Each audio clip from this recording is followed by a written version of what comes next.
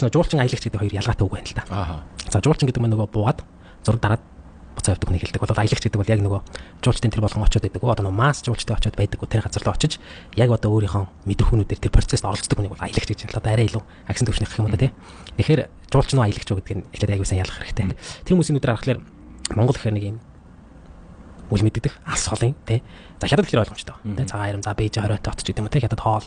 За Орос гэхээр ойлгомжтой. Япон гэхээр ерөнхийдөө нэг юм дүр зургууд байгаад байдаг. А Монгол гэхээр нэг юм за нэг юм хоосон тал. За нэг Чингис гэдэг нэг эртний бааtruуд дайны Орос ят хоёрын дунд хавчигдсан ингээд яаж энэ хоёрын дунд тисчүүлээд идэм бэ гэмээр нэг юм улс арчилсан гэдэг тий. Гэх мэтлэн. Тэгэхээр энэ улсыг сонирхыг үзье. Яагаад болохгүй гэж гээд за ингээд бид нөгөө bucket list гэж ярьдаг та нөгөө жагсаалт туслан жагсаалт оролцсон байдаг тий. А тэгтээ тэр жуулчдод Монголд нэг л ирнэ. Бид нар одоо нөгөө ерөнхийдөө Монголд хүмүүсийг дахиж авчирна, дахиж өрнө гэдэг юм яриад шүү дээ. Одоо Монгол хүн тэр тийм боломжгүй. Шулуух хэлгээд. Тэгж хүн ирчих. Одоо би танаас өөрөөс ч асуулаа. Та Аргентин явж үзлээ. Дараа нь танд Аргентинд явах шаардлага байна уу? Байхгүй шүү. За та дараа нь хаашаа явах вэ? Перу ч юм уу? Бразил ч юм уу? Мексик ч юм уу тий? Уругвай ч юм тий. Тэгэхээр нэг газар хоёр очих нь тэр хүний үед нэг тийм сонирм биш байхгүй. Тийм ээ. Очоод үзлээ, мэдэрлээ, experience авлаа, туршлага судлаа, ирлээ. Ирээд тэрийг найзуудаа ярина.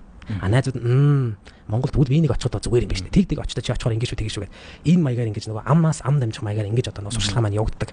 А түүнээс биш ингээд нэг хүн ингээл дахин яг тийм тохиолдол байна. Тэгэхээр тэр бол 100-д баг 3-4 хөрхүүгүй юу л гэж хэлэх юм л да. Одоо энэ аялал жуулчлалын бодлого боловсруулж байгаа хүмүүсийг нэг яг өөрсдөө нэг удаа жуулч аваад ингээд яваад үзээсэй гэж боддог байхгүй. Одоо яг ингээд өөрөө машиныг бариад өөрөө хөтчөө хийгээд те өөрөө хамт майхан унтаад яг ингээд нэг юм тэр процесс дотор нэг оролцоод заа нэг ингүү зүгээр яг тэр модон жоллоод жуулснаа зааж явуулахын тулд тэрийг яаж зүгээр болгооч гэдэг юм уу. Яг энэ бодлого боловсруулж байгаа хүмүүс эндээ нэг өөрөө ихлээд нэг ханцуу шалаад оролцоод үзээсэй гэж боддог байхгүй.